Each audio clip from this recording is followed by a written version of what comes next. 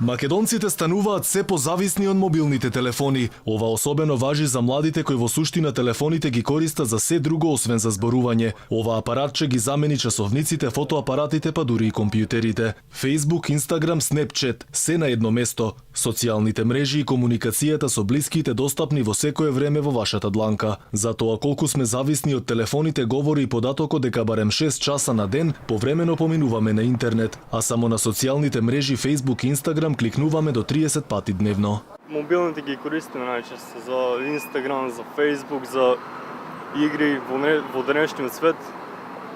Децата, како и сега ние малку поголемите сме, исто така зависни, да кажем, од мобилните. Ние сме на еден начин робови на новата технологија. Во денешно време телефоните заменуваат се и апарати, и енциклопедии, се што може да се замени. Зависни сте? Па изгледа да. Така, зашто служат телефониве во денешно време? За све.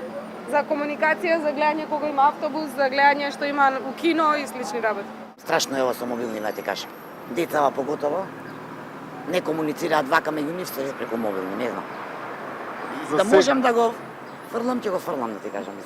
Мобилните телефони стануваат се поатрактивни. Новото време речиси ги заменува дигиталните апарати и камери, и тоа со новата модерна дигитална технологија. Граѓаните се почесто ги користат своите мобилни телефони за фотографирање, снимање и еден куп други занимливости. Селфи сликањето е во тренд на секаде низ светот, па и кај нас. Новиот модел на Samsung S10 тоа го прави со извонреден квалитет.